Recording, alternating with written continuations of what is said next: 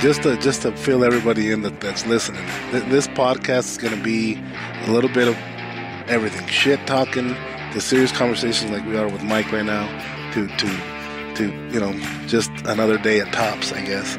It's going to bounce around, so for sure people are going to have to wear earmuffs. Whoever don't want to hear Jesus and Craig cussing, but yeah, sorry about that, guys. Yeah, I'll try to watch. You know how bad we are.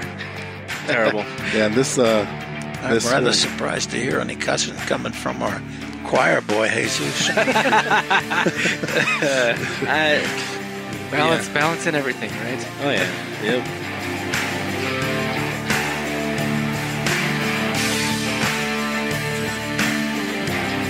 That's great. I don't like these questions. Yeah, same here. I had a question about, well, you're starting to do all this, right? Like all these training, all these classes. Was Joe Rogan the first major podcast that you jumped on, or was there something before that? Because I seen you on the Sean Ryan. Yeah. He followed the page for a while apparently, and he would comment on things. He would like things, and all of a sudden there was. People ask me, did his publicist reach out? Who did you have to go through to get on? It was an Instagram message. To you? Yeah. Hey, dude, what's up? Hey, this is Joe Rogan. Yeah, what's up? You want to come talk about your experience? It's like, sure. Are you open these days? Yeah, I think so. Cancel everything. And all of a sudden, I find myself in the green room petting his dog, and just going on. But by this point, I was selling out classes and stuff like that. I was already known, popular. In the training field, it just basically made me more known outside of that. Second time I went on, it just, exploded everything, as far as access to people, meeting weird celebrities, going into Hollywood and working on that side of it now. Getting access to weird subcultures and communities. I've gotten to speak to people that do urban exploration in certain parts of this country that are fucking amazing. And I'm gonna bring up a part of that podcast where you took that whistle. Yeah, that's whistle. Motherfucker, man! You hear him blow that? And I actually bought one. Oh, that scary ass one. Yeah, it gives you the chills. Yeah. Just hearing the podcast and he's blowing that shit, and and hear him talking about it, and then you don't have it with you, do you? No. No, I have a collection of them, but I think that was probably that spiked fucking death whistle sells internationally. Anything he does spikes. Yeah. Look, I'm carrying a freaking Pioneer. So that death whistle, I went to Mexico City to do a class out there for some government people and some people in the private sector, and I've done multiple classes down there since the start of my training career, and they took me to there's a Santa Muerte church down there, a few, it's everywhere, but one of them has a giant Santa Muerte statue that's just like that. So I went there, and I have a picture of me on the back of a federal police truck. That was my ride to that temple, right? So I rode there. And I was dressed in civilian clothes, and I was like, "What, you want to ride in the front?" "No, I want to ride in the back." Right? And I rode in the back like this, right? Because that, I like the fuckery. I'm sorry, I just can't leave well enough alone.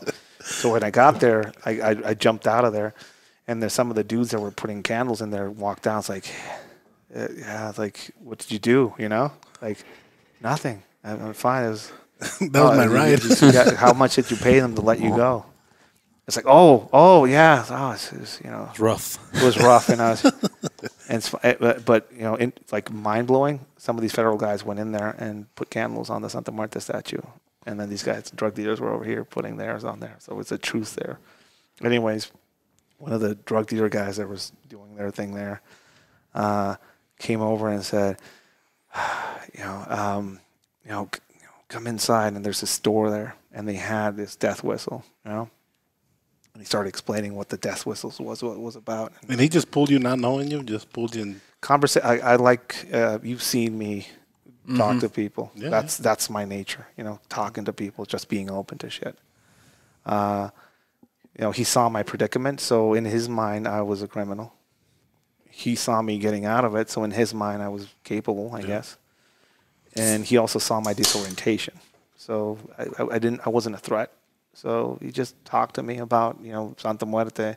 He saw some of the Santa Muerte rosary that I would carry myself, so he identified with me. And he walked in the store and he talked about the death whistle, right? He said, the Aztecs would, go to towns like at night and just blow on these fuckers all throughout the night just to keep the villagers awake. Like several nights to get them really tired, and then they would attack. Fuck. And I was like, holy shit, I want one. So I got it, and I bought it from the lady there. That then turns out the lady was like the wife of the dude that just sold me this fucking death whistle. Oh shit! So He I was was doing like, marketing. It's like a total bullshit story. I thought I was getting the better of them, and I got fucked. It's fun. Anyways, Good marketing. yeah, it's great. So I had it with me, and I traveled to back to LA, and I got on there, and I was like, "Hey, are you into weird shit?" It's like, "Yeah." His podcast desk is just filled with all this weird shit that people leave there. So I brought a Santa Marta statue from that store. The death whistle from that store, and a Santa Marta statue that I found in a safe house during my career. And he put it on the thing, and then he blew that death whistle during that podcast. It's like that was pretty surreal. And death whistle sales spiked. Internationally, probably. Yeah, I'm gonna probably go buy one. I bought one. Did you? Yeah, I bought it off Amazon. Hopefully it works. Yeah, it was like $50. It sounds like shit, a never. horrible screeching owl. That's what it sounds like, kind of. It's witches, Santa Muerte priestesses and witches use it to scare away the bad entities during rituals. Like before you get a cleansing in some parts of Mexico City, they'll blow on that. It's a weird thing. And it's a cultural element, from where we're from. People don't understand that a lot of the Santa Muerte stuff that I put forth is about heritage, cultural heritage. As a Mexican, and people that have that ancestry, Santa Muerte, the image of Santa Muerte, that death effigy, has a lot of connotations, negative and positive in Mexico. But the main thing that people need to realize, it's the last and only surviving vestige of Aztec or Mexica religion. Yeah, because a lot of people confuse it, think it's got to do with Catholicism, and that's how it hid itself. Yeah. But it is the last living religious iconography that we have from Mexica times before the Spanish came. So you want to talk about a symbol of survival, a symbol of blending in, a symbol of just fucking figuring shit out through the centuries in one of the most repressive Catholic countries on the planet, which is Mexico. yeah, especially in the 1920s. And it survived. So when you see that image of Santa Muerte, it means a lot to me culturally. People are like, "Hey, Ed, are you into the whole death? Do you believe in death?" It's like, yeah, it's pretty real. Yeah, that's the only sure thing that everybody has to go through. Death and taxes, have an altar for both, But maybe the main thing is the symbology of it, the death whistle and some of the stuff that I post up and the skeleton that I use for a logo. It's heritage, and as Mexicans, people are listening to this. Se persinan. Ay, es el diablo, es la muerte, es el diablo, it's the devil. That is a colonized part of your mind saying that. Yeah. And the other side of your mind that wants to buy one to keep it in your office, that's the Mexica side. So just listen more to the Mexica side. Right. I had a question, changing kind of subjects a little bit, because you said, you're always learning from everybody. How do you filter out the horseshit from like the actual stuff that? I always look for experience in people. If you have experience is a bitch of a teacher, but she will never lie to you. And you can fake a lot of shit, but not experience. And I've met some people that wanted to talk to me about violence and killing and wrote books on it and shit like that had pretty noses and pretty ears and had very smooth and nice hands. And I can tell that they've never done shit in their lives. I personally look for experience. And if you can show me and then tell me, I'm all about sitting down and learning from you. Yeah, because it's especially now where, social media and all that, it's really tough to discern who's. I mean, I'm not saying that inexperienced people won't be able to show you a skill set. I mean, I myself, I'm not a shooting instructor. Shot a lot of guns, but I'm not a shooting instructor. But I go and train with people every now and then on my own. I would just quietly show up there like a like a Bedouin fucking nomad with my giant G3 rifle and my weird plate carrier that I sewed myself and shit like that. Get some odd looks. And I learned from people that probably never been in a combat zone. And I learned some, fundamentals. But when it gets time to some of the complicated stuff, like some of the tactics, why some things work, why some things don't work, I want to see somebody that can show me and show me first, and then tell me what I'm seeing, and then tell me what I should see, So I always look for experience myself, and that's just me. Like people are like, hey, like Ed, like, what do you train? Well, I'm doing jujitsu, every now and then when I can. I'm currently in a weird rediscovery of regional ethnic herbal medicines and traditional medicines from the place where I'm born. I go and just gather things that I remember my mom would. I didn't know the names, but now I know. I didn't know the science behind it, but I'm now learning from. I went to visit some of the Kumeyaay Indians in Baja and went through to see how they would do their things, and I was like, I grew up around this shit. I grew up around it, and I should know more about it. So I've been kind of apprenticing under some of them and just learning some of that stuff again for myself. And now, Ed, that's like hippie shit. Why do you want to plant medicine and shit like that? Some of that shit can be weaponized. Yeah, because as somebody that like loves learning as much as I can, like I'm always interested in the way people decide what is legit. I personally try and get information or skill sets from people that know it. So if I want to learn grappling, I'll go to a jiu-jitsu guy, or I'll go to a Greco-Roman guy. I'll learn things specifically, catch wrestling. I'll learn specialities first. Yeah. When it comes to combatives, it's a pretty good analogy of this. And then I'll go to learn from a Muay Thai guy. I'll go learn from a boxer. I'll go learn these things separately, and I'll put them together for myself. Basically all of them are giving me letters, and I'll learn to put the words together myself. That's how I like to go about things. Yeah. There are people out there that want to show you everything. Yeah. And that's, be worried about the guy that show you firearms, medical, karate, knife karate, double knife karate, nunchuck skills, and also cybersecurity. Worry about that guy. That guy's probably half-assing at least most of it, right? You never know, because, like, for example, I like learning, like the way I learn is I try to learn the general stuff, and then you focus in on the important thing. Yeah. And so, like, there are people that, like, because one skill kind of leads you to get better at this other skill, and it helps you. I don't know. Okay.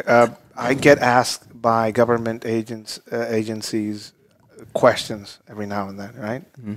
Problems they have, possible solutions, weird shit that they've never seen before, or questions about just simple stuff that I post on my Instagram account that all of a sudden turn into where, where, how?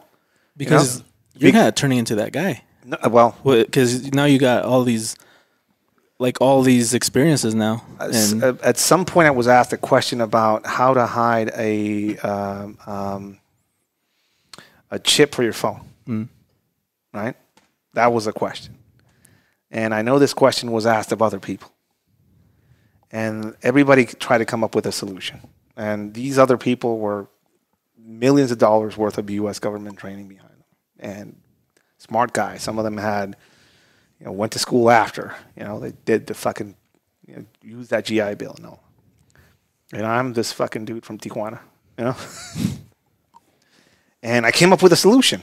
And the solution was a fake nail put on a foot, like a Lee press-on nail type situation. And I had to go into the realm of learning about fucking putting nails on and shit like that. I'm not going to learn that from the CIA. I'm not going to learn that from a Navy SEAL or a Green Beret. I had to go to a place and learn about how they fucking put these nails on, and talking to them about the possibility of building a void in one of these nails to hide it on your foot, to smuggle a cell phone chip into a country that doesn't want cell phone chips and doesn't want internet access. That's, people can figure that shit out if they want, right? And it worked, you know, for the time they would need it, and later on it was burnt, but I didn't burn it. You know, it was something that was burned. When I wanted to figure that out, I had to fucking go and learn how to fucking do nails, basically. That's an example of something that, you know, everybody wants the cool fucking, you know, everybody wants to learn the cool skills, a fucking running gun, you know? But nobody wants to learn how to fucking build a fucking rifle from the scratch, right? Or how to put a fucking front loader, make a front loader. I mean, if I was going to MacGyver some shit and I had enough time, I'd probably make a blunderbuss, you know? Like a modern fucking hobo tactical blunderbuss. Big old shrapnel bomb. I would make that shit. I you know, may or may not have played around with that shit, right? But it's the mindset is this: what's the problem? What's a possible problem that can happen? And what are the skill sets that I need to learn around the problem that I need to solve? You learn them, you solve the problem, you move on, and later on in life, some of those skills will be auxiliary. I'll show somebody how to make show somebody how to make one of these scapulario, you know, made out of Kevlar cordage, right? And they'll use it for a counter custody class to cut themselves out of zip ties or other sorts of restraints. And then they'll come back with an experience of them being trapped in a concert venue and almost being trampled to death, and them using to cut through the zip ties that were holding the fence together. That's bad. They were that wasn't getting abducted. That wasn't that, but they did that. Then another story of somebody getting trapped in a car and using it to cut through a seatbelt. Yeah, and it's a skill, and it's an experience, and it's a learned experience. But you just store it, and when it, you know, the possibilities are endless when you start gathering all these small skills together. You know, as far as how to fix shit, how to sort shit, how to go through environments where you don't have what you would want and you can build it or make it, you know. And when you grow up with limited things, you have to make those things work for other stuff that Mexicans are famous. We Mexicans are famous for that, man. Fucking creative fucking thinking and just solving shit. We aren't if you get something, you don't, the instruction manual fucking goes back and just fucking figure it out. Leo's making a cooler that on his motorized golf cart thing. he's gonna attach a beer cooler because it didn't come with one. Yeah, you're not gonna shop around for one that has the cooler on it. You're gonna make it. He's gonna attach Velcro to it. Well, it's gonna work. That's the main thing. You figure shit out, right, and solve it. I think it's healthy for us to every now and then get in the mindset of Amazon Prime doesn't exist. I don't have money. Let me make this shit work. Yeah, you got an idea just walking through the shop yesterday. Yeah, how the shit we make it work. Yeah, you know, and that's a mindset. Like I said, it comes back from our, you know, or our ancestors, whatever it is. But you know, you make it work. Our photography equipment isn't the best. It's improving, but there's stuff that we have to make. There was a Pringles can that he used for probably like 3 or 4 years. Yeah, he used a Pringles can as a snoot for a while. Just because that's... And how much does a snoot cost? It's only $30, but... making shit... Pringle cans... Making shit work, you know? Doing a class somewhere, and there's a riot, and we'll use that as a backdrop. Going to an exposition class where a bunch of people that sell knives and stuff like that bring their knives, and you go across the street and grab a Pioneer Woman knife. For $8. And making it run. Running, why run a kitchen knife? Because that is available everywhere, and I can get one anywhere I travel to. And is it the best tool? No. Can it work? It's good enough. You know, it's better than nothing. It's better than nothing. Good enough, and I can make that run. Now, I've had the experience of having some high fucking trained individuals that, you know, can jump out of planes from high altitudes and do all this stuff, which is great. know shit that I will never in a million years know, and they're capable of shit that I can never do. But you put them on a street corner and tell them you have an hour to get $40 panhandling, and they're fucking completely destroyed and completely disarmed. And like, wow, wait, hold on, Ed. Like, how would you do it? Baby stroller. Go to a car, open it, just put the car far away, burn some white sage in a pan, and just put it in there so it looks like it's smoking out of it, and have that as a prop. And then I go to the gas station and just wait for people. My car just fucked up. I have a kid. My wife went to the kid to the restaurant, and I just need some cash to make this thing run. Can you do me a solid and focus that panhandling on fathers that you can find in the environment? I'd give you money. And all these fuckers are like, holy shit, Ed, what the fuck? How? Yeah. This is, dude, the dream is free. The hustle is sold separately, you know? And if you're not hustling, somebody else is. Absolutely. And if you can't identify it, they're hustling you. yeah, you're the chump. You know? That's That's fucking so true. Well, I think a lot of times they come to you too because you're like you specialize in low tech solutions. Yeah, like the computer chip thing. I bet you money they spent thousands and thousands of dollars trying to find some high tech way to get that shit in, and then you're like, put it in a toenail. Yeah, it's a fucking cell phone chip. I saw the other pitches that they had, you know. And were they all high tech? They involved things that flew around, you know, Drone. which is great. You know, it's cool. Again, I learned a lot of the mindset and tradecraft from drug smugglers. So it's not that they are better at it; it's that they don't have any constraints. So, I mean, the playing field is open. It's not like this is what you have, and you have to make it work with this, or what do you want us to buy you to make this work? You know, it's a different mindset, and I'm not glorifying one over the other. It's just a different mindset. One that blows my mind, and I'm never gonna forget, is where this car that they busted with drugs, they have to put the radio on 97.6, turn the signal light, pop the fucking highlights, and then fucking on your steering, you know, turn up the volume, and then your dashboard falls open. That's fucking genius. the one that Hides. I posted a few of them. the one with the magnet and Yeah. the car charger. There's magnet ones. There's ones that are activated by there's ones that are activated by light. There's some hides that you can activate by a light. So if you grab a flashlight and you point it directly at it, there's a certain thing that'll make something release, and a gun hide will pop open. There's ones that are text activated, utilizing some of the smart technology now. Like I mean, the amount of shit you see, and I'm still seeing. I'm not working anymore. I mean, down there, but most of my friends that are still working down there, and some of the students that I have had that work for some of the police agencies down there keep sending me shit. That's most of the stuff that shows up on my page comes from that, right? So how quickly is some of the stuff that is taught in like courses obsolete? I mean, what type of stuff? Like, for example, like the way they hide certain things. Like, for example, the pallet thing, where they were hiding them in pallets. So I mean, or the thing you talked about, the zip ties. It's where not necessarily standardized. This is the thing. The problem is that the people preparing to fight against it are standardized. Yeah. And the people that are doing it don't give a fuck about standards. They'll do something that is old school, new school, a mixture of both, or they'll come up with something completely different. So it's not that things are obsolete. I think the obsolete thinking is that they're all doing the same thing at the same time. Oh, okay. And that's what most of the people that I get to train or advise that are in law enforcement struggle with that. So they find one or two ways, and they're already doing like 8 or 9. They issue a BOLO report, and now all of them are looking for that, but they miss the jumper cable box with the magnet, or they miss the fact that, they stopped the car because it was a young dude, and they're using old ladies to move around shit in a big olla with the tamales, and the load is underneath all the tamales, right?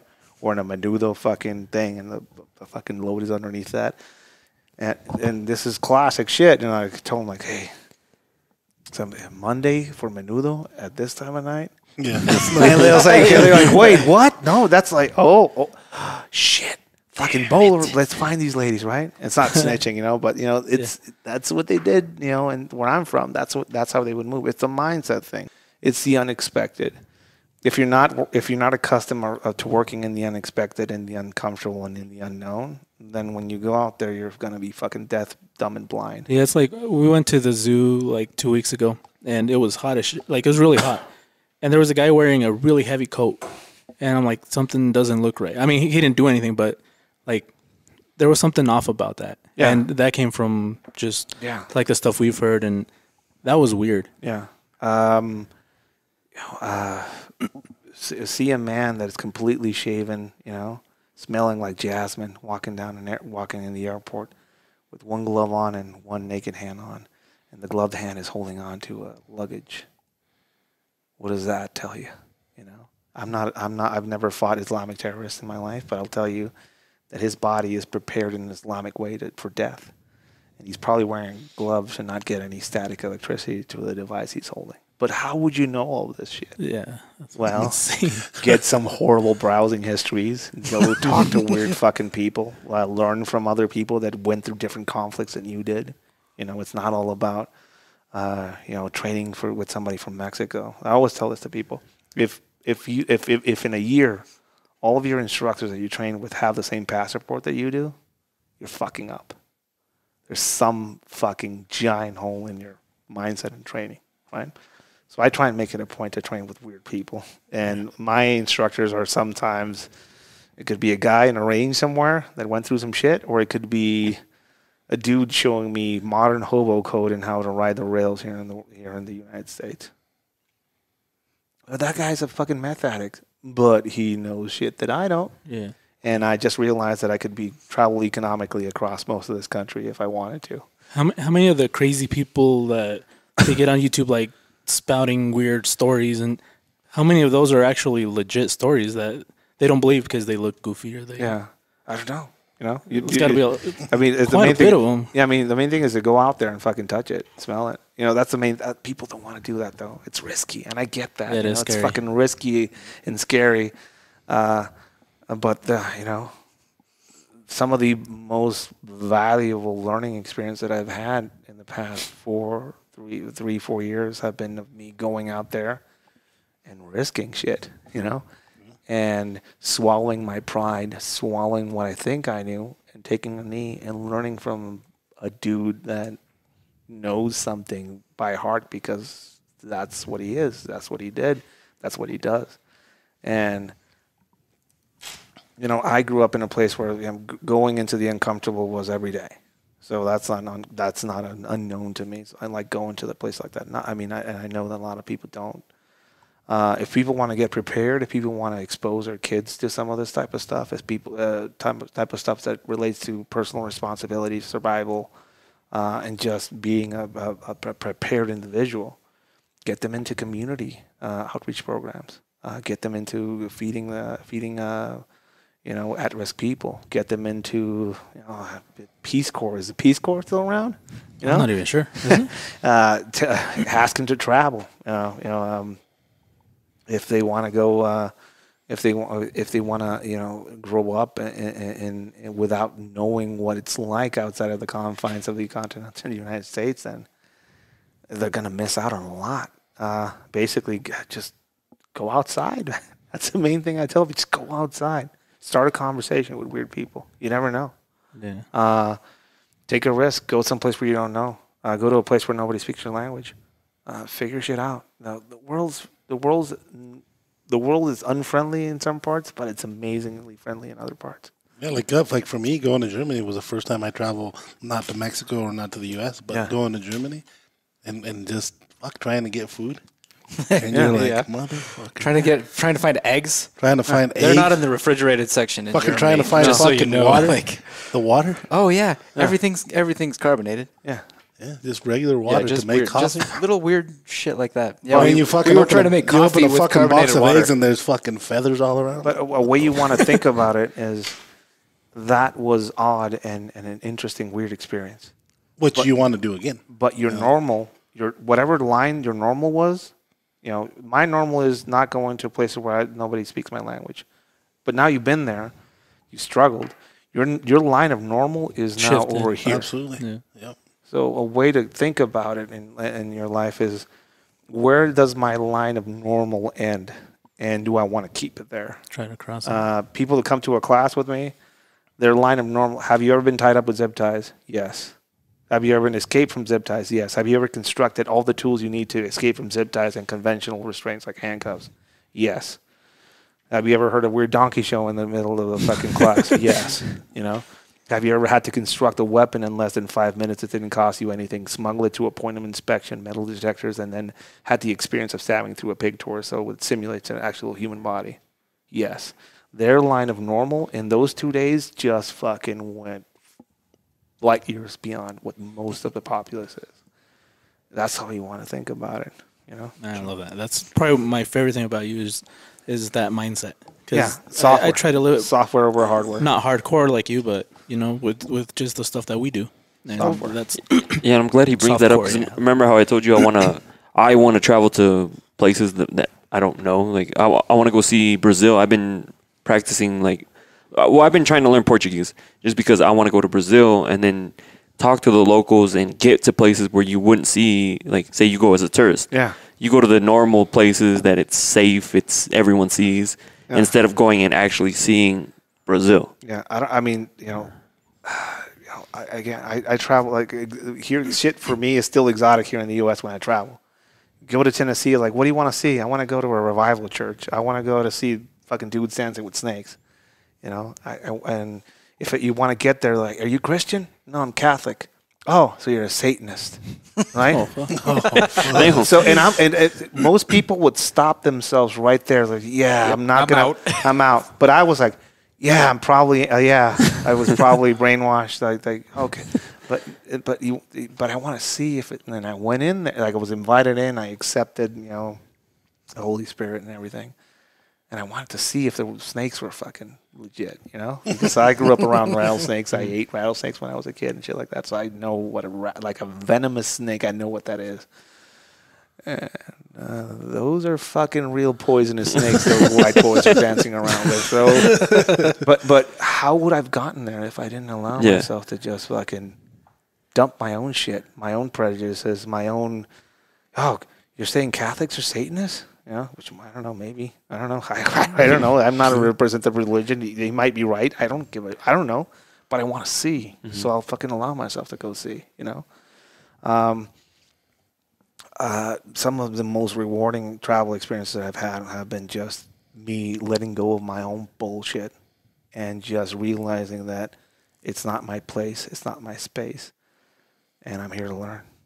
That's the main thing. We only get one ride in this whole fucking life, and let's make it worth fucking. The whole missing out. Have you seen? Have you done? I don't want to get to the end of this and just say I never saw those dudes dance with weird snakes in Tennessee. I've never seen that fucking donkey show. Fuck. I had another question that's like completely off subject. Okay,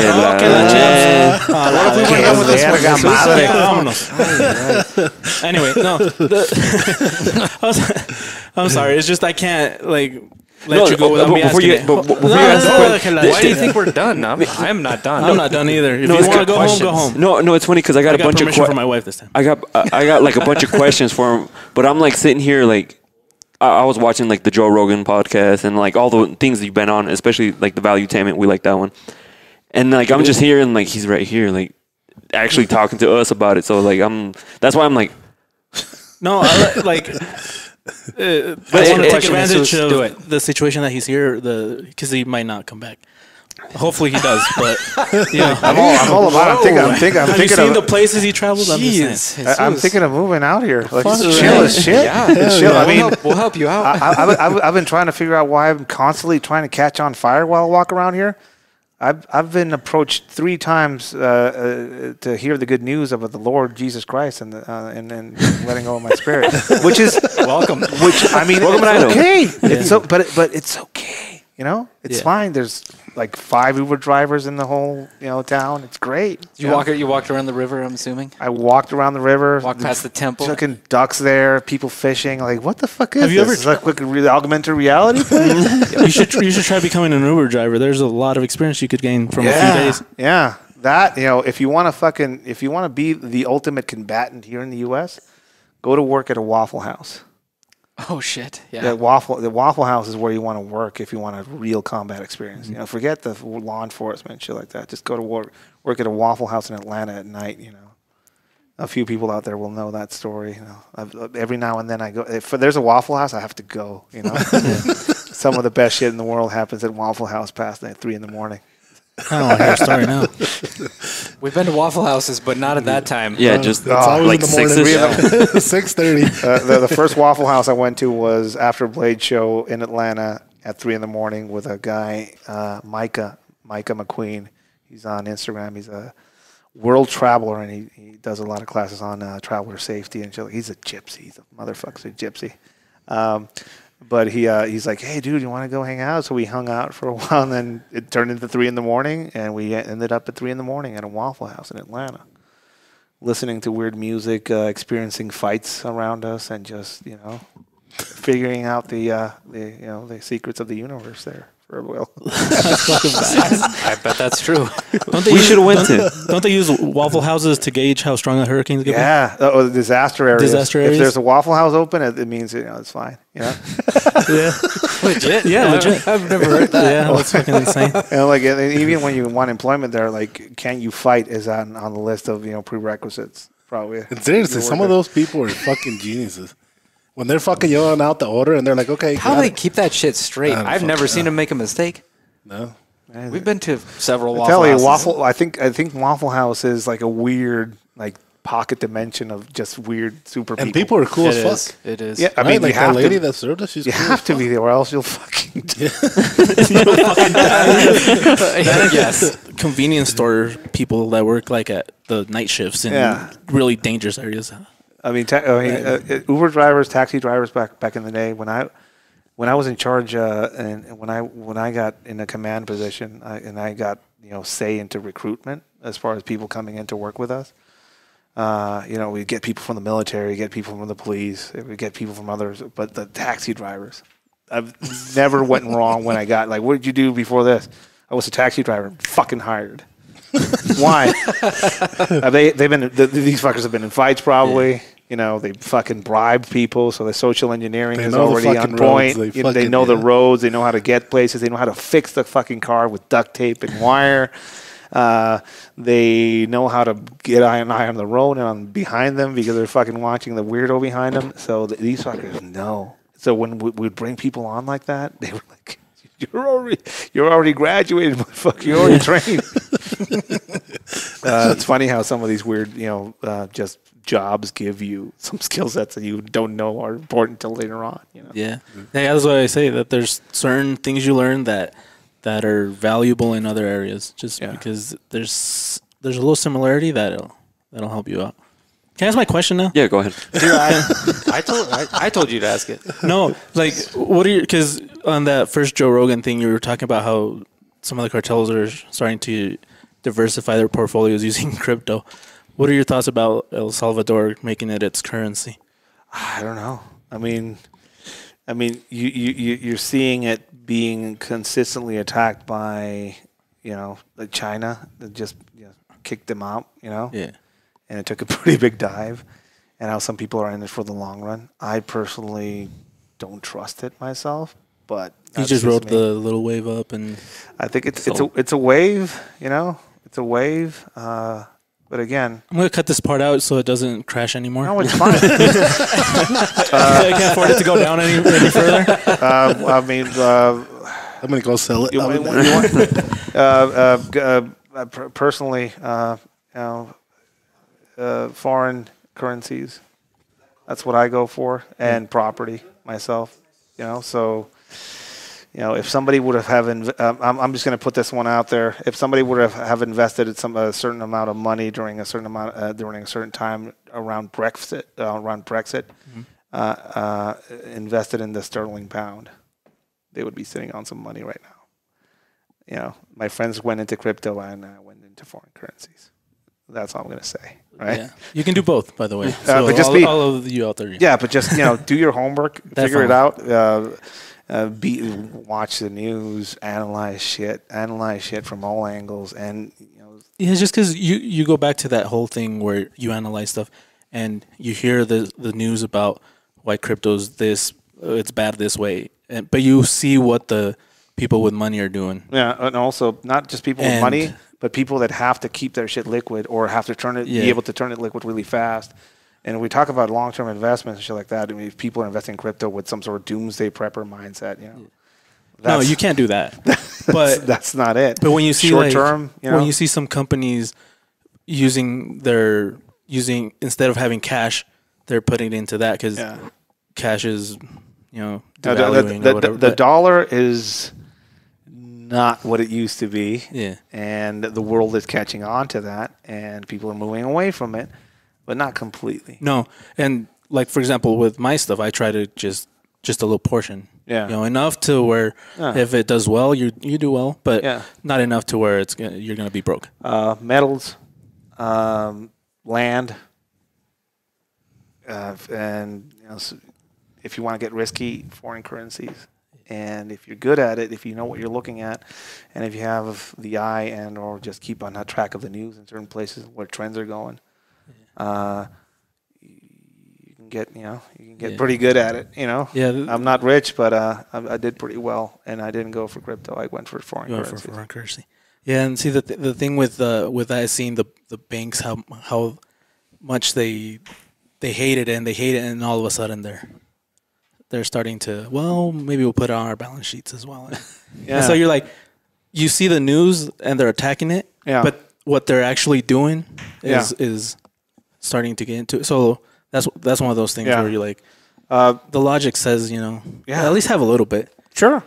Sure. At least have a little bit. Again, I like being able to access my shit and run with it if I can. And maybe that's just my mindset and more than my paranoid delusions or where I'm from. Yeah. But even the cartels are now not getting into crypto. They just fucking put all their money into the Chinese banking and banking industry.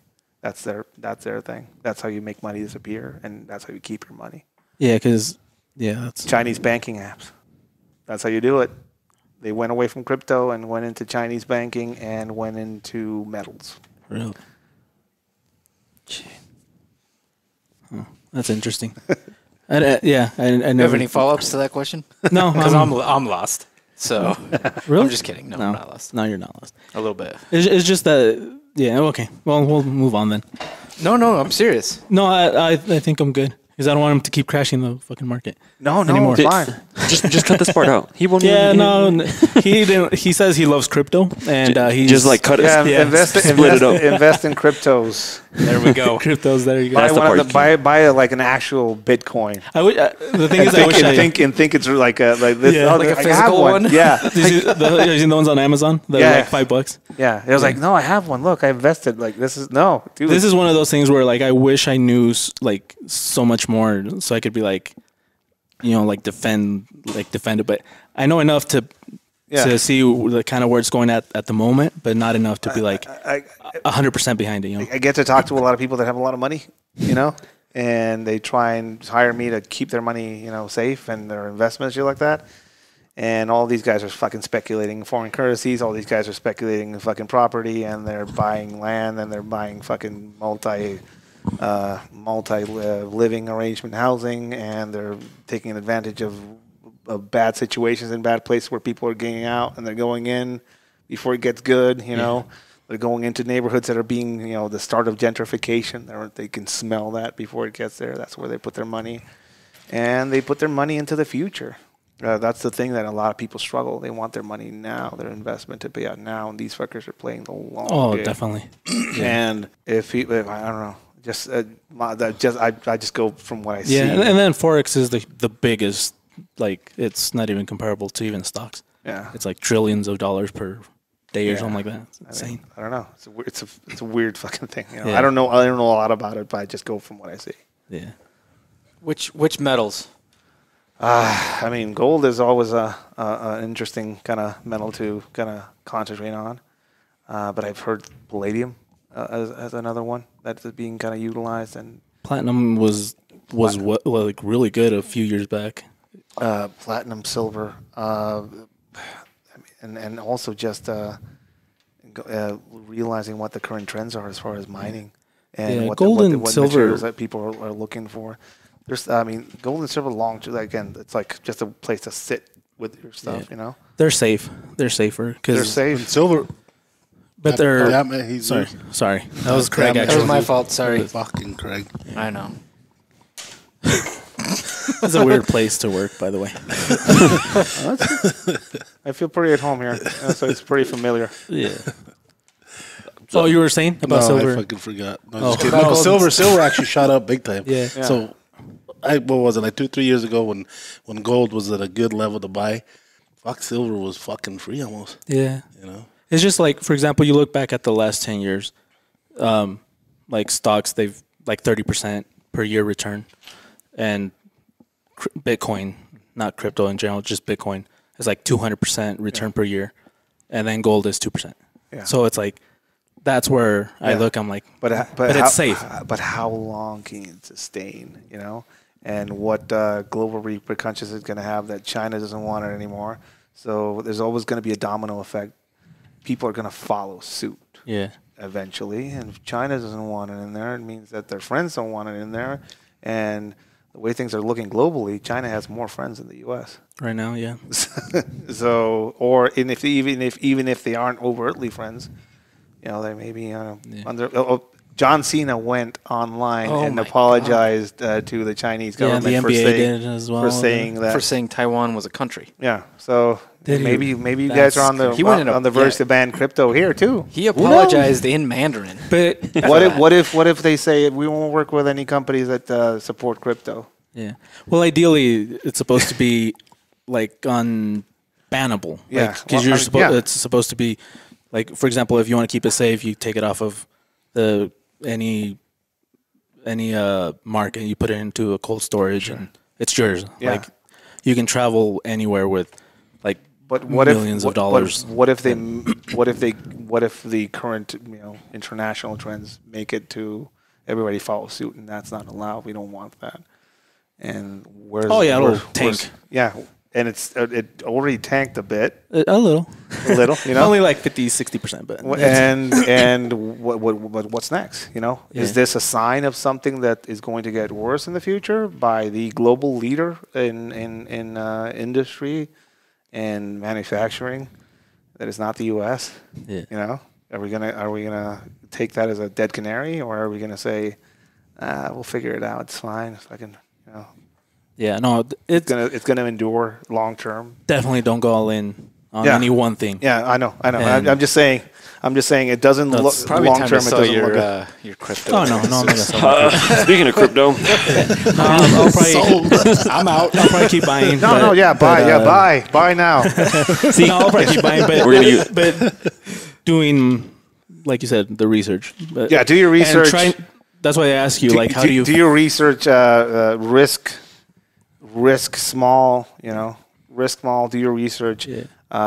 Get some of it in a safe place. You know, something that's stable, something safe, and just. Yeah, that's what I always tell, like, for example, like, make sure your risk tolerance is like set so that Yeah, I if mean, it starts getting to a point where you start losing money, then I heard the richest man in the world for a good while was a Mexican, Carlos Slim. yeah, And I worked on. I managed the security for the governor of Baja, who was also the head of the National Security Council in Mexico, and he was the best friend of Felipe Calderon. He was like this high level dude, and I got to meet him, and I got to meet the richest man in the world. Took him to get tacos, right?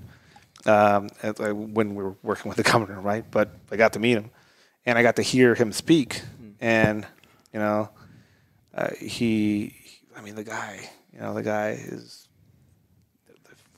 rich as beyond fucking imagination. He said the hardest thing is to get the first $100,000. After that, it's just about playing chess. You know, the hardest part is the first 100,000. yeah, I've heard that too.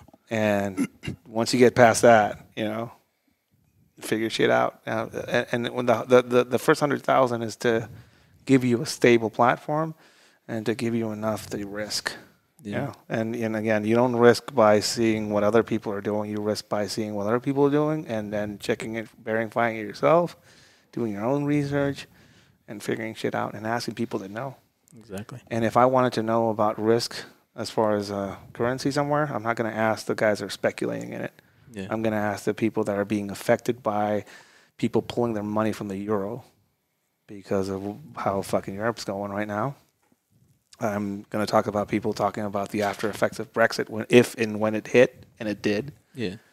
And the speculation around it is it was extra. Because usually when it hits the news, it's already too late. Because the big players Also, have already moved around. Also, moved what news are you listening to? They're all. Are you a Reuters guy? Are you BBC World? Are you Fox News guy? Where are you really listen to the CNN, fake news, or are you Fox, where ISIS terrorist training camps on the border? Who are you listening to? What news are you listening to? That's another thing. Yeah. And we live in a day and age where you can see a news event live on Instagram. Yeah. Or you see something that happened on TikTok, and that hasn't even made that hasn't even made news locally or nationally. You're seeing it on fucking TikTok, and you're way in advance. And that happens with violent activity, but it also happens at a very subtle level with just seeing the way things are trending. Yeah. I don't know. I learned about lithium mining in Sonora after the Mormon massacre, and how there's 70% of all mineable lithium on the planet is underneath the ground where those people were massacred. And then I realized why there's a big, giant influx of cartel forces in that area. It's because they're trying to gain control over what is going to be constructed around it. And that's why you realize that there's a bunch of Chinese companies buying Canadian companies to then buy into that covertly. And that's why the U.S. is now, and you learn all this shit, and it's like pay attention, try and read between the lines, and don't let anybody, don't look at the finger pointing at the sky. Fucking look at the sky. Oh yeah, definitely.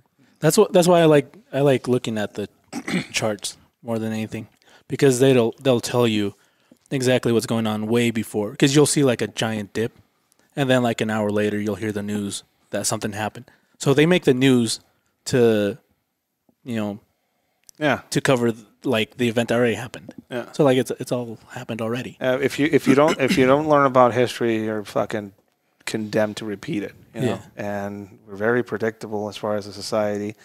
The shit that's happening now, this has happened before several times. It's just the technology and shit like that is over it. But a lot of the stuff that you're seeing right now that's a global superpower diminishing and another one taking its place. Yeah, that's happened before. There's a saying that says history doesn't repeat, but it sure rhymes. Yeah, yeah. And seeing a global superpower trying to take control over something, seeing the global superpower that's diminishing, being in a denial phase, which I think the U.S. is in the denial phase as far as its diminishing global power, right? Seeing some of these trends as far as how it's going to affect people investing, or what people are going to put their money into, or how you're going to sustain long term in some of these investments. I mean, again, learn from history. Some of this shit is predictable as fuck. Yeah. You just have to see the trends, including things, innovative currencies like paper currencies or banknotes that weren't backed by gold. So the cryptocurrency has already occurred in certain ways out there in the world, and historically they've not done well for the people that buy into them long term. Yeah. And I don't know. You know? I guess we'll see how this podcast But changes. go buy some Bitcoin. Yeah, Go buy some Bitcoin. Ethereum. Buy stock in Pioneer Woman. Yeah, that's tell us the story behind that. 'cause- Yeah, because I mean, we all Pioneer Woman. I don't know. I mean, I don't know the story behind No, Pioneer Woman. about why why you made it so why you made popular. it so popular. There was a class going on in New York State. There was a bunch of high quality knives there, and a lot of them were broken. There's a certain test I do on the pig when I do this organic medium testing, dead pig, by the way. We basically do a cadaver lab type setting, but with an animal, so we can test some of the things out, and also people get the experience of actually working on something like that.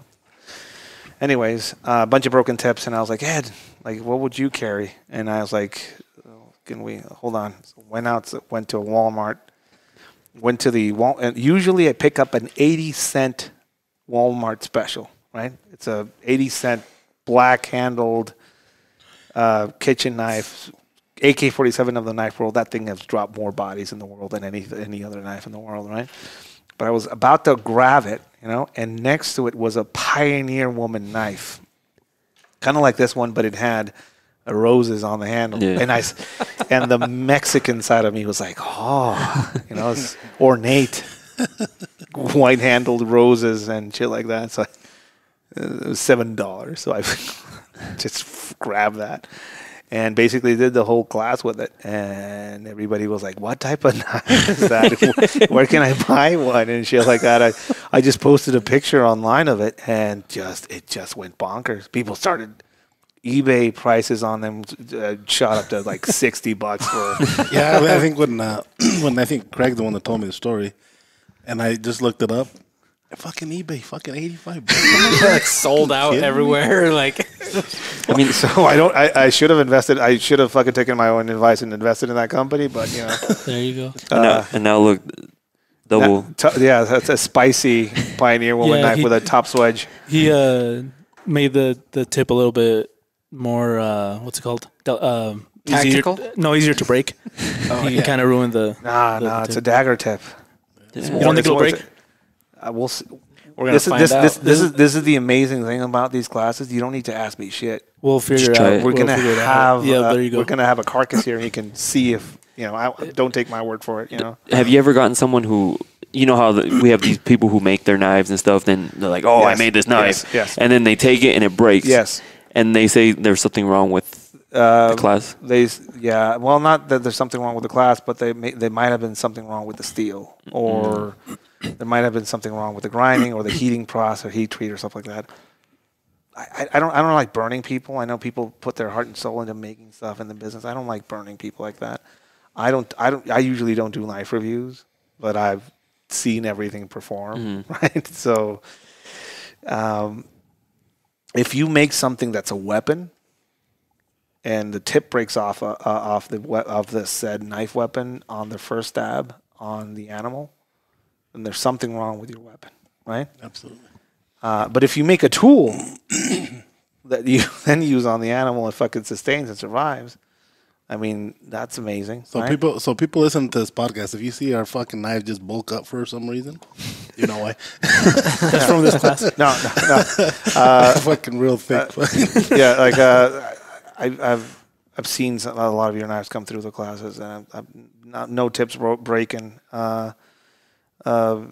No tips breaking. I've not seen. Well, if that they in break, people. the guy heat treating is going to be at the class. So. Yeah, Benny. Benny's getting a gonna lot be of there. shit. No, so for people that are curious about the testing I do, I don't video any of it. I don't put it online. I'm not a YouTuber. I fucking hate YouTube. Fuck YouTube. I don't video. This isn't going on YouTube. It's fine. It's fine. I just refuse to start a YouTube channel. I just refuse to start a YouTube channel. I hate that format. I hate the censorship. Yeah, the algorithm. I'm not into that. So I'm actually currently working on I have a website. I'm gonna just, if people want to see some knife reviews or just see things fucking perform, they can go on that site and kind of, because I've had my shit blocked and badass. banned. That'll be everywhere, badass. right? But part of the testing also this testing we do came from pig lab or live tissue lab, medical live tissue lab.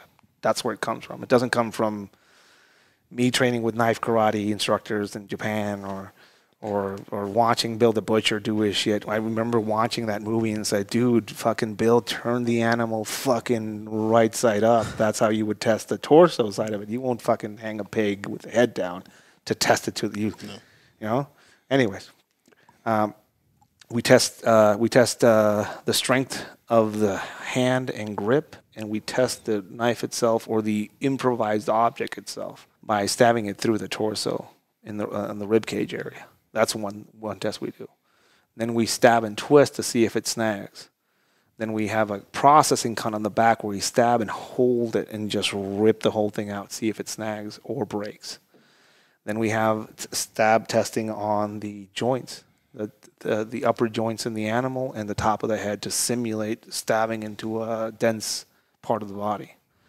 And usually that's where things break, right? There's nothing wrong if they break there. I don't usually tell. I mean, a knife without a tip is still a knife. You know, it's still viable as a weapon. It's just something that indicates a weakness in that. If that's a weapon-specific thing and the tip comes off, it means you have to go back on the drawing process as far as what a weapon is then, right? Because most of what kills is the point. The point of the object is what kills the most. The edge adds into the variety, but most places, the tip is going to kill you. So, and also having the experience of actually holding and stabbing something like that. And again, I don't do knife reviews, but I do just give people the experience. You'll hear people say this, high level people.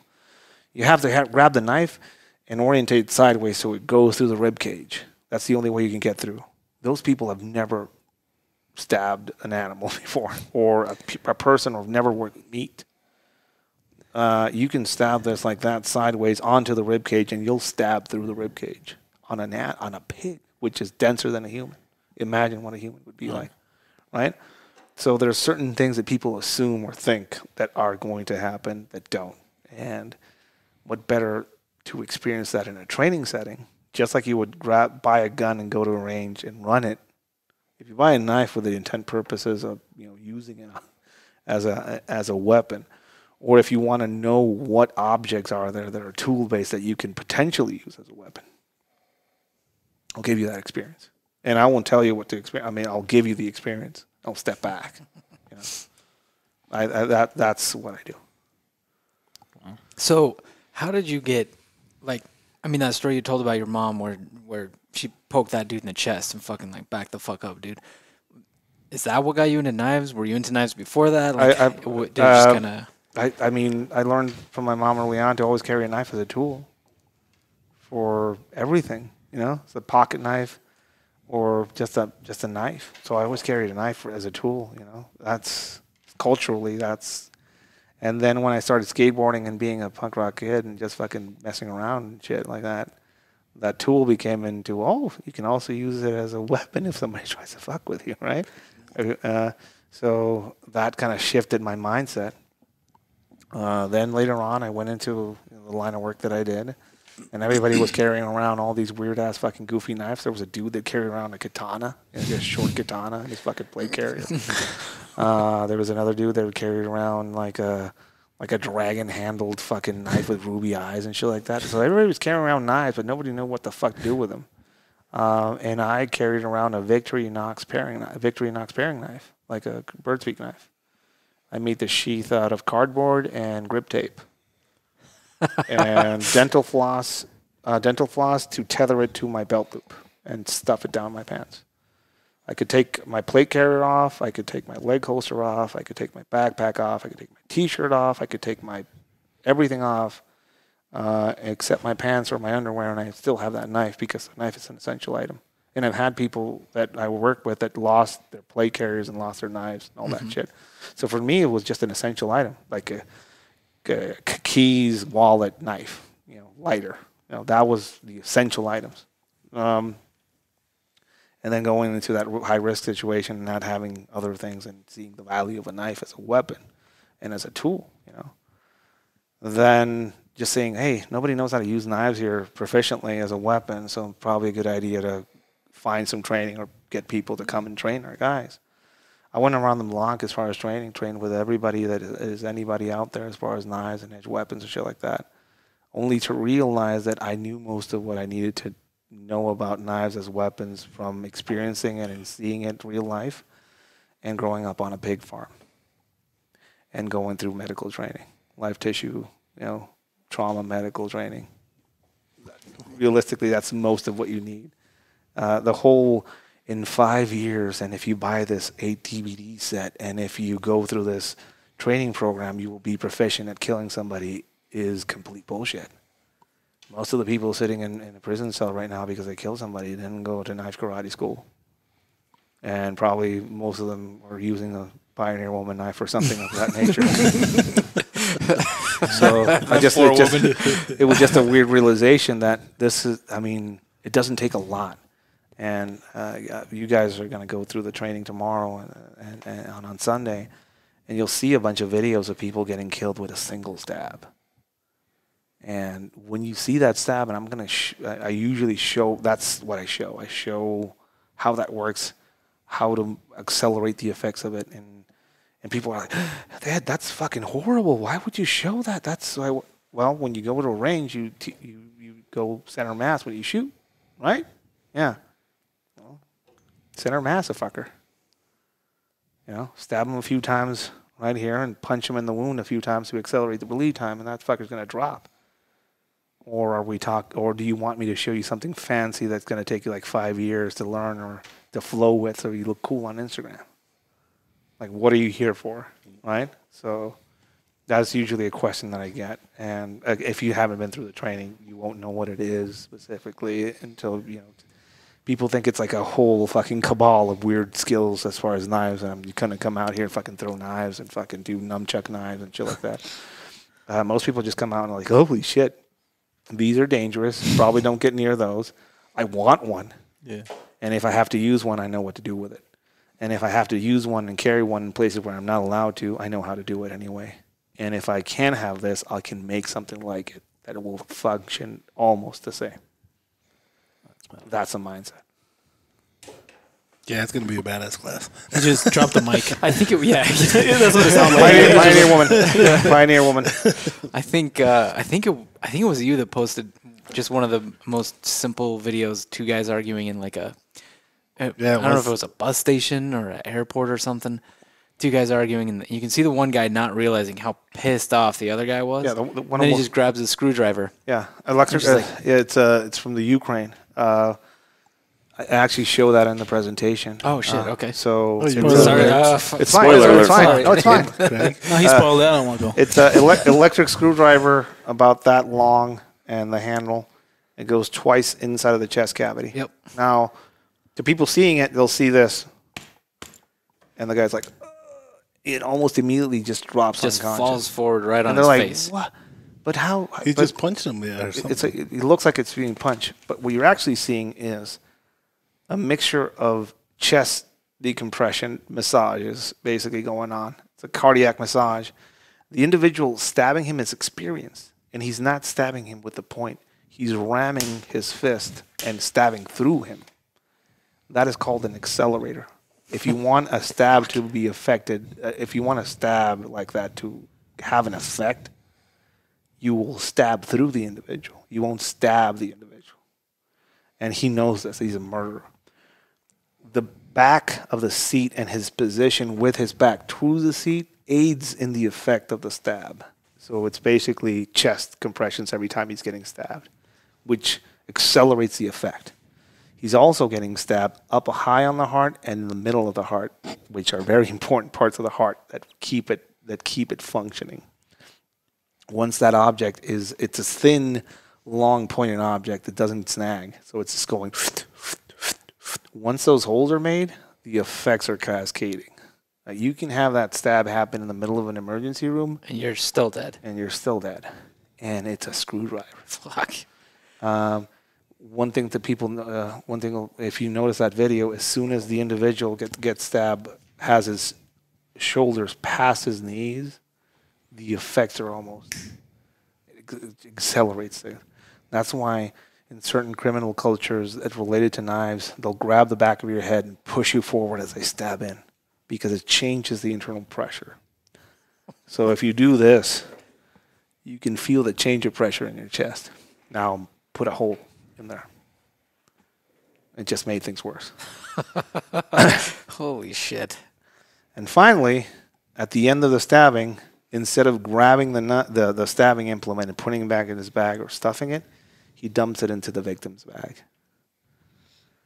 Now, he's expressing everything that denotes experience, skill, and know-how as far as what he's doing.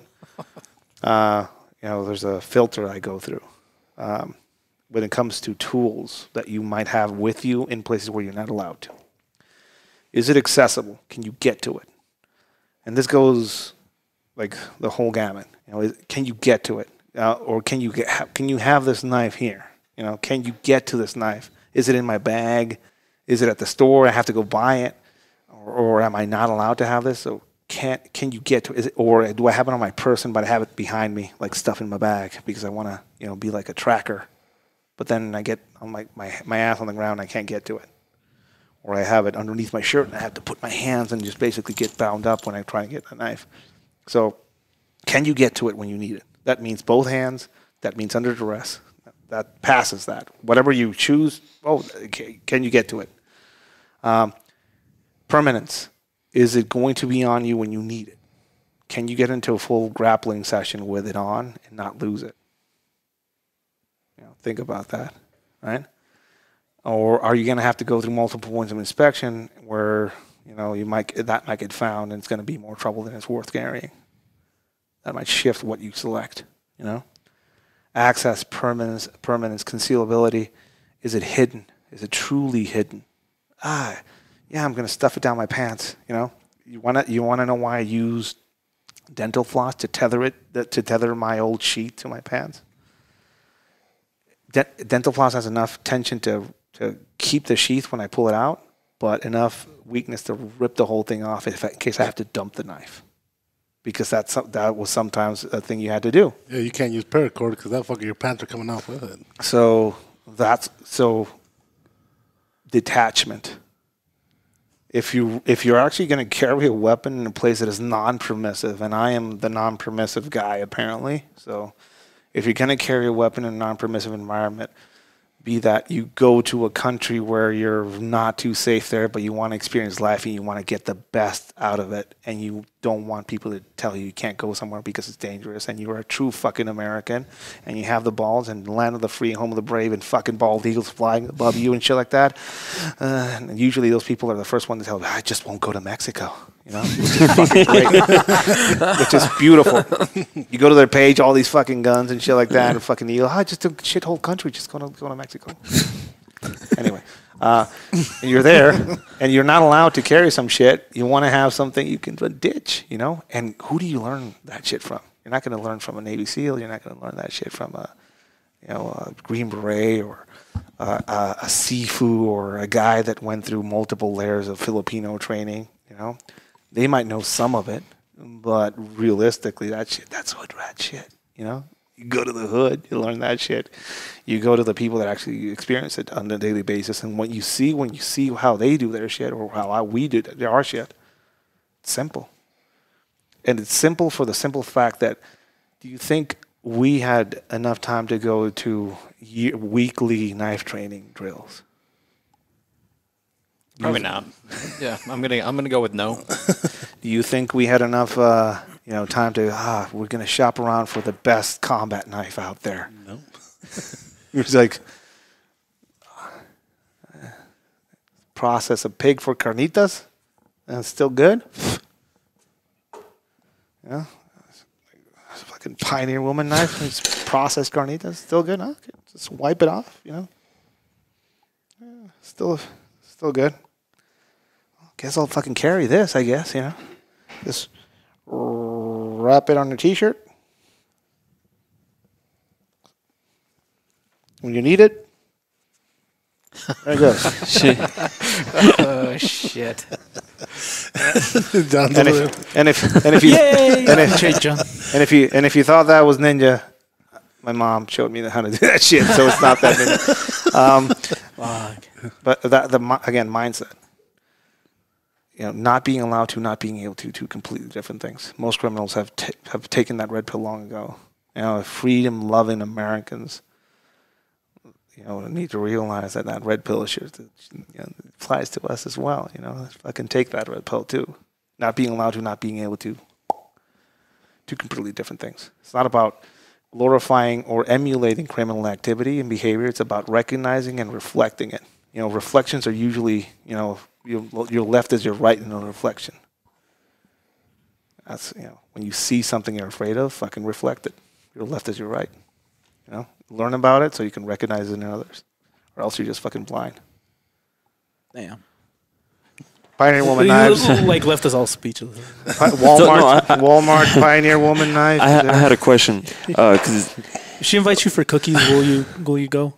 Yeah. I'm all about invite him for cookies. Open invitation, Pioneer cookies. Woman. I'll show you my carnitas recipe. I know how to make carnitas. I can go up there and just. That'd be fucking badass. I'm all about it. All John can think about is carnitas. yeah, it goes like that's a little tight. It's fine.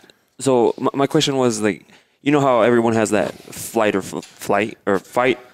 Yeah, mine's fight reaction? or flight. Well, You got it right for me. is that something that can be taught to somebody, like because somebody's reaction, like something happens? Yeah, there's somebody very famous that says fight or flight. I don't agree with that person. Mm-hmm. I think there's 4 types of people: fight, flight, freeze, and faint.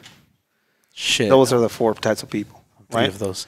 And it doesn't matter what skill set you have, what experience level you have. You can be fucking Delta Force SWAT team operator 6, SAS guy that's your mom operator.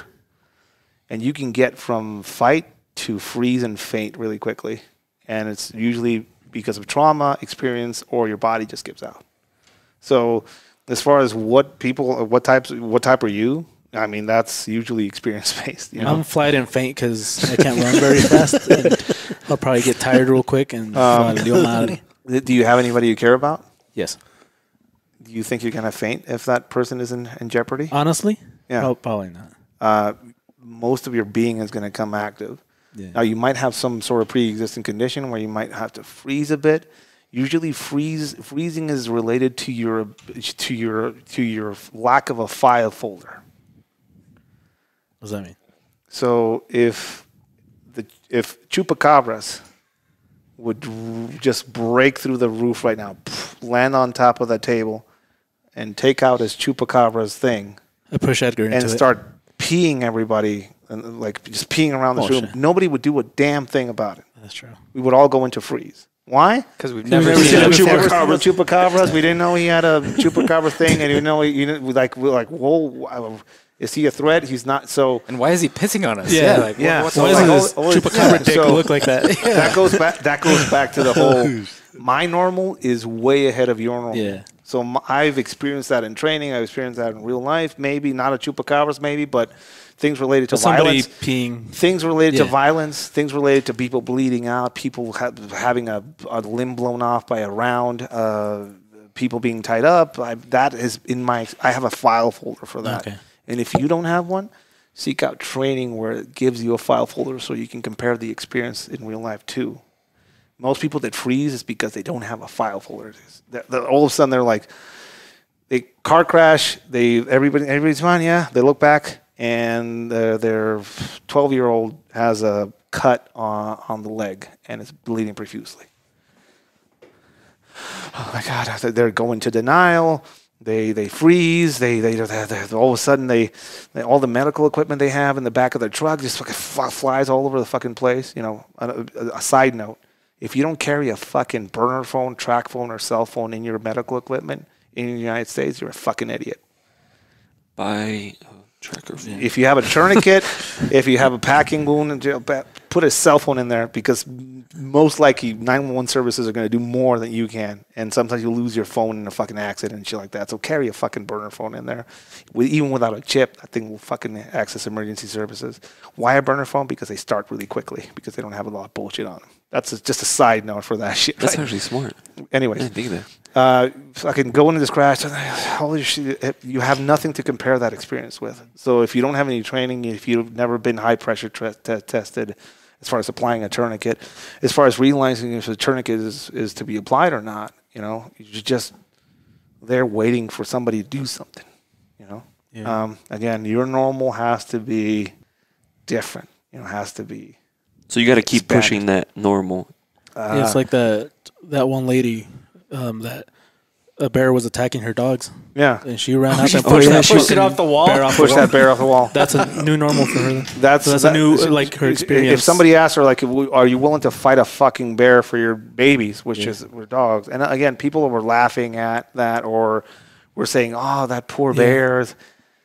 In her mind, I don't know. She was young. I think she's 17, 18 or something like that. The lady. Fuck. So she just reacted to saving something that was really important to her. Right. Yeah. People should focus on that. And it was her love for those animals was enough for her to get out there and push a fucking bear off a fucking. Because I didn't have that experience with a bear, but our neighbor's dog attacked my dog, and I went out there and he had killed it already. But but I didn't think about that dog attacking. you me. didn't. Yeah, you didn't. You thought about just saving. Saving my dog. Yeah. But Well, I didn't. But it's that, still freeze. Freeze. You didn't go into freeze. You probably went into some sort of fight and then turned it into flight. I imagine. Right. Yeah. You saw that nothing could be done, and I was like, "Let me back off now." Fucking dog. No, I grabbed it and ran inside. Yeah. But Fight. Yeah, so if people want to know where they're at, yeah, get training. Not with me. Fuck me. I don't know shit. Go get some dark angel medical training. Go train with those guys. Go do a shooting class where you get pressure fucking tested and shit fucking malfunctions and see if you can perform. Go skydiving. Why not? You fucking jumping out of a plane is pretty great when you have that's your ass and you're in charge of it. yeah. Go camping. Go fucking go down to Baja in your car and fucking figure shit out. Bribe a few cops on your way down there. Have you ever bribed somebody? No, and that's contributing to the problem. That's everyday fucking life in Mexico. Dude. Yeah, there's something that I guess you don't realize you have inside you until you're in that situation. Like Until you get forced. when I was like 5, our mobile home burned down. We had just gotten here to the United States, and the fire was like right in the middle of the mobile home, and my dad grabbed us and we ran through it because there's no door at that other end. Yeah. And so like there was no other choice. Yeah. But he could have easily just Done nothing. and I wouldn't be here talking to. If it happens Editor. if it happens again, do you think he's going to react differently? Probably not. He just broke through his fucking normal. Yeah. That's his normal now. So just think about that. What's your experience base, and also training is experience. I'm not saying it isn't. It's a controlled experience, but if it's real training, it should be kind of also a little bit weird and risky, and that's the real training is usually there's some sort of physical risk involved in it. And what I mean by physical risk, failing, injury, just there has to be a physical investment in experience. There's no way around it, you know? If you go to, I remember going through a first class with UTM here, and all these fucking guys were putting the vest on to not get peppered up too bad and shit like that. It's like, fucking take that shit off, fucker. Fucking take that shit off. Oh, no, why? I don't want to get hurt. It's going to hurt. It's going to suck. Yeah. But you're going to learn. That's how you fucking learn. That's the thing. Failure is a teacher, too. Pain is a teacher. Pain is just fucking falsehoods leaving your body. It hurts like a motherfucker, but it will fucking show you shit. A lot of people just want to avoid that. They want to feel good about something. They want to feel like they achieved something, and they don't want to. Don't want to pay consequences to Yeah, they don't want to drop a knee somewhere and vomit because the weird blast injury we made in a medical training class was too disgusting for them. But I've been through TCCC training and combat medical training, shit like that. Yeah, and that puke looks pretty real. Yeah, we made it. We put it in the sun like 2 days before we started the class, and we made it with vinegar and pea soup and fucking cottage cheese and shit like that.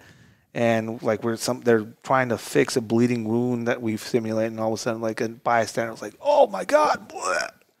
And they puke, and they're like, "Holy shit!" Like, fucking everything stops. Like, dude, you can't keep going. Yeah. But I just vomited. The infection is going to be one of the last things you worry about. The gut fucker's bleeding out now. Pack the wound with dirt if you have to, and keep working. Again, his normal just fucking went. It's a different level, right? Wow. So if you have any doubts about yourself, seek out experience. And if you have fear about the experience, seek out training that gives you a training experience. There's a lot of people out there doing it, and there's a lot of experiences out there that people can get learning wise. I'm just one of them. Even like you said, putting yourself in like uncomfortable situations too, right? Yeah. Because I like to do that all the time. I mean, I don't do it for that whenever the time comes, but I like to do it because I feel like it helps me. Yeah. Figure out a conversation with somebody somewhere where you just, if you want to find a friendly person in any environment, make yourself look like an idiot and have somebody approach you to help you. And that's your first key into that environment. Be it untie one of your shoes and walk into a room and somebody's going to say, hey, dude, your shoes aren't tied.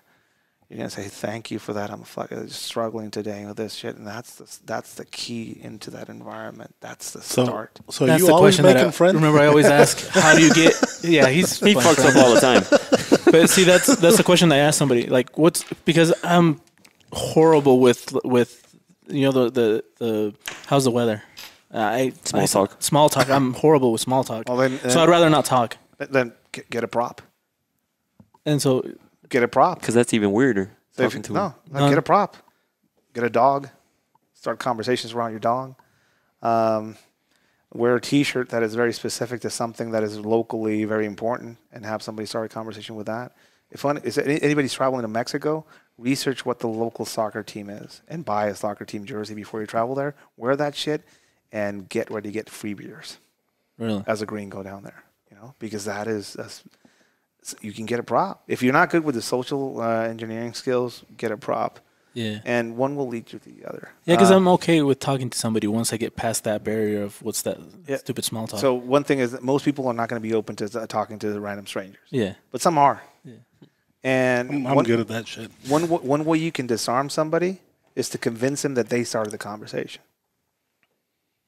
If you can convince somebody that they started the conversation, that's the first step to become a ninja, What I mean by this is you go somewhere with, again, your shoes untied, and you have somebody observe that and tell you, hey, your shoes aren't tied.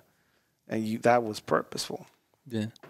You go somewhere where there's somebody waiting outside of a mall store with a purse and a shopping bag, and you get a shopping bag yourself and sit down and start fucking, talking to an imaginary voice on the line, which is a wife. And now you have the element of shared suffering between you and that individual, and you can start a conversation with that fucker because you are suffering together. Because you're both man standing. I bad. believe that's what that's called. Shared suffering is another way you can get into people's fear of conversation. And I'm not talking about, and this is classic fucking criminal shit, fucking social engineering and scamming. I used to do it for information, and to go into places and not be fucking picked up and fucking murdered, right? But you can apply it every day, and it's empowering. It's empowering to see yourself and all of a sudden be able to manage and have an influence on an environment when you get there, just by being friendly, by being courteous, by talking to people, by treating people like human beings, by listening, by not just fake listening, because a lot of people misconstrue this. Just get a conversation started with somebody. Yeah. And then you start a conversation with somebody, and the guy goes into, I work in the oil fields, and I've done this and that, and you're just fucking spacing out. You're like, oh yeah, that's like we are right now. Yeah, yeah. But you can say, hey, dude, I need to go to the bathroom. Can I go to the bathroom, take the shitter, and fucking go on an online fucking shitter course about fucking oil fields and shit? You can talk about that, related to that, and start talking to him after you get back. It's like, oh yeah, this, and then you feed yourself. We live in a day and age where this access to the whole of the fucking world, right? Yeah. And you can make somebody, you make somebody's day by just knowing a little bit about. You know who did that? For that? Yes, the guy that sharpens, Carlos, the one that you said he sacó toda la sopa. Yeah. Him. He's like, I didn't know that much about him, so I Googled a little bit just so I could if he came over here, I could start a conversation with him. He's fucking good at it. He's good at that, though. Carlos Yeah. will never run out of questions anyway. Yeah. It's a lot of us develop that skill as a defensive mechanism, and he probably developed it that way as well. Yeah. You know, but it doesn't have to be though. So people don't ask him stuff. No, yeah, not well, necessarily. But It's so I'm people answering don't. for him. I'm not answering the wrong answer. So people don't view you as a threat because the quiet ones are usually the dangerous ones in some environments. If you want to look at the threats in an environment, look who's hyper aware and who's quiet. Those are the fuckers you need to worry about, right? If you're hyper aware, you're worried about your ass, or you're worried about killing. He hasn't said anything. There you go. Worry about him. He hasn't sat down the whole time. He's eyeing him. John. It's because John's arms look kind of like hams. Just worry about the hyper aware and the quiet. And if you are, if you want to survive, don't be quiet and don't be hyper aware. Or if you are hyper aware, just learn how to hide it. Learn how to hide. Right? That's the difference between the beginners and the pros and the experienced pros. Is humor another way to hide your? Humor is a way to hide trauma. I think more than not. Most of the people that I've met that have went through some shit, usually have a wicked sense of humor. Yeah. And it's usually to stop people from probing. Because that's something I've always seen. Like I've read before that humor is a way to say, "Hey, I'm okay." Humor is a way to keep people from realizing you're not. Really? I mean, at least I talk about this shit openly. Like, I went through some shit, you know? Of course. And people see some of my online content, and they're like, "Hey, Ed, like this is."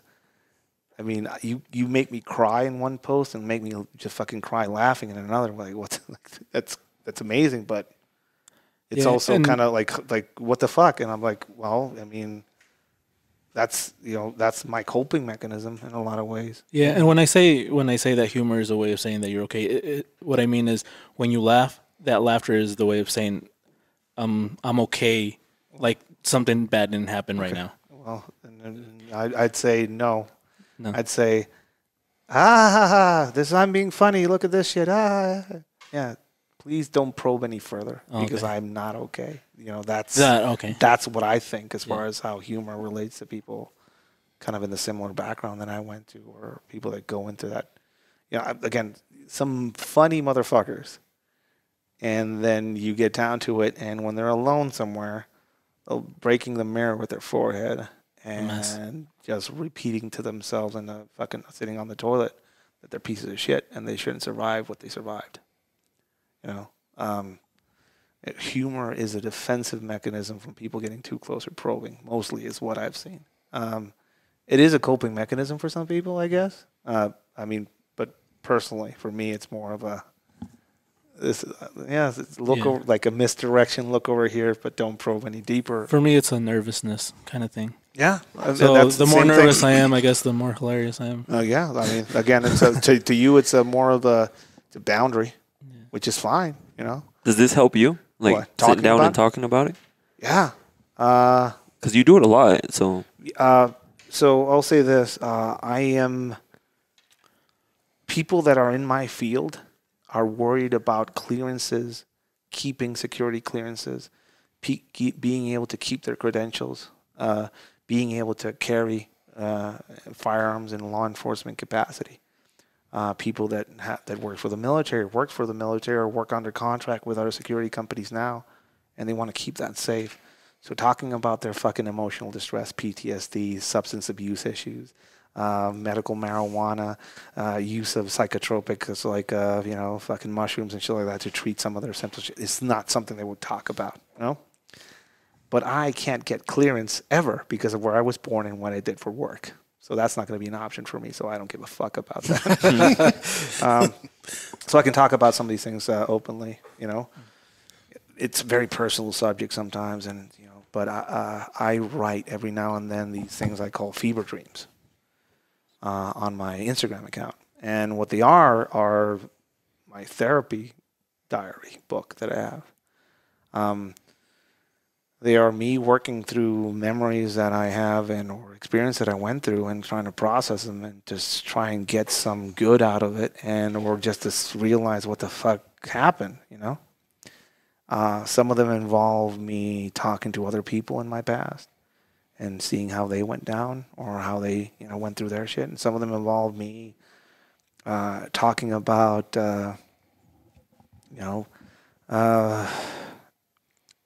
states of mind and depression, talking about all of a sudden not being important in how you were important in the past. So basically how my world ended and how there's nothing wrong with the world ending as long as there's another beginning in front of you.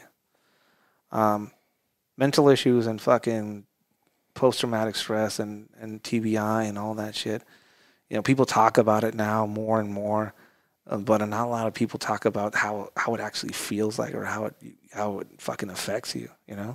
How you can be the most friendly motherfucker in the world in one moment, and then you get into a situation that triggers you and brings back some shit that happened in the past, and all of a sudden you get defensive or aggressive, or you turn into a different Dr. Jekyll, Mr. Hyde character because of your up and down fucking situation that happens. How you can be fucking engaging, charming, and fucking making everybody laugh and making everybody feel amazing. And then you go to your hotel room and you can't sleep all night because of bullshit that goes on in your head. And then you're trying to process how you're going to be functional the next day. And, then you just fucking get into a depressive cycle that lasts the whole of a night where you needed to rest. And now you have to fucking be back active, People don't want to talk about that shit because it's very personal. And when I share some of these things, when I talk about some of these things, when I post some of those fever dreams out there, a big part of it is to selfishly not feel alone and see people comment like, I went through that. I didn't have words to describe what you just described, but that's beautifully put. Thank you. Now I don't feel like a fucking weirdo that lives on the moon, right? Or now I don't feel like an alien for sitting in the room like I sit, or for having these rituals before I go into a social setting where I have to have these touchstones to keep me grounded before I go into, into a social interaction situation where you don't, and just telling people that it's okay not to get better, but to at least learn how to live with it, one of the biggest lies that I was told in my life is that you're going to get better. And that is not true. You learn to get better as far as how to live with it, and adapt. But you will never get back to what you were. And that is something I like to talk about a lot.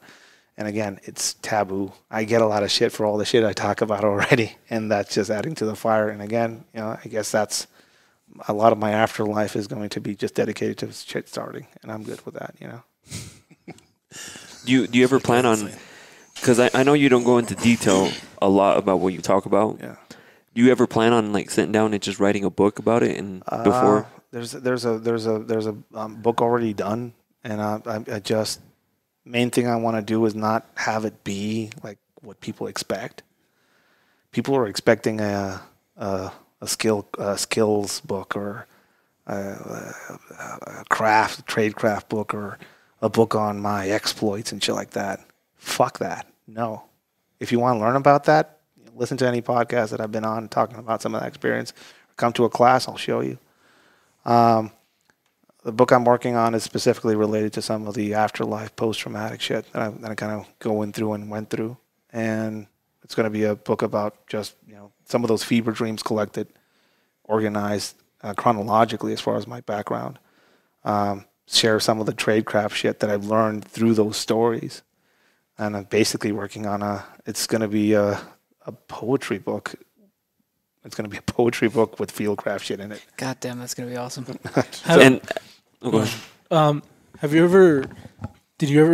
you think that if you had gone in, when you got to the U.S., gone into a different field, do you think that would have been worse for your...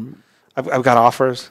I got offers to go back, but working for interest now, So I would probably win good. I got offers to go into the security field, Probably not. I don't know. I don't. Like, what if you had gotten an offer to, say, finish your medical schooling and go into medical and do that, nothing related to Yeah. the violence part and all that. That would have been great, but I didn't, because that is a very expensive career here in the U.S. Yeah. And I didn't have money, so I had to look for options, and my options were, I'm gonna go fucking Liam Neeson right now. I've developed a very specific set of skills. Yeah. I know where you are. I know what you are, I know Mexican judo. You don't know if I have a gun. You don't know if I have a knife. You don't know. Yeah. I was that guy. At some point during my first months up here, that I just realized that if that was the bankable skill that I just had the amazing opportunity to have people around me that knew about it and that showed me how to fucking focalize it into training. The first classes that I held here in the U.S. were through a company called Triple Lot Design. And the first invitation that I had to do a class was through their company, and I shout out to them. They basically got me started in the whole weird training scene in the States, and I've been having sellout classes ever since. Yes, I wish I had. I wish I had the opportunity to do something that didn't fucking remind me of all the shit that I went through. Yeah. And because it is very taxing on your mind and your body. And I sort of see what Jesus was trying to get to. If say you would have went into medical, like all your thoughts and all that you express in your classes now and all your training, you think you would be sort of like in a closet with all this in your head, not being able to express it, right, Jesus? Yeah, I mean, something like that. At the end of the day, I was trying to tell people, what are you doing? What is this all about? This Manifesto project you have, which now involves supporting independent news sources in Mexico, supporting orphan children from some of the people that work within the groups that I used to work with. I have a charity called Niños Perdidos, and I gather funds for them and also gather equipment to donate to some of the people still in the fight down there. They don't have a voice. They're corrupt Mexican cops, and fuck them, and they're criminals, and fuck. That's usually what you get from people down there. So that's what I'm working on. I do charity for the the Recon Sniper Foundation. I just did a donation of a go bag for the Ryan Terry Foundation, which is a Border Patrol agent that got killed by some of the Fast and Furious guns. An immigrant fucking doing that. An immigrant fucking doing a charity donation of $4,000 or up for the Ryan Terry Foundation. It's all, like, Ed, what the fuck is up with all these weird causes you're about? Definitely trying to just help, basically. Help in unexpected ways and look for the lost causes. That's part of what I'm doing. The training side, the training the government side as well. The going on podcasts, the coming out and going to visit companies and learning how they do their shit.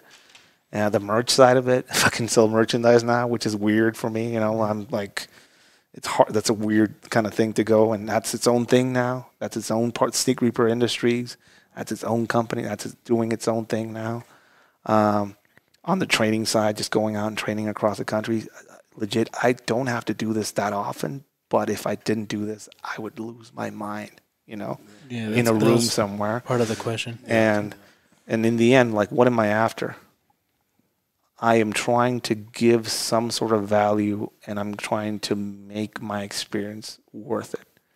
Because where I'm from, I didn't get a fucking parade home. I didn't get any recognition for what I did. Some of the people that died doing the job that I did don't even have a gravestone, because of the poverty that they came from and the poverty that they went back into after they went out of the job.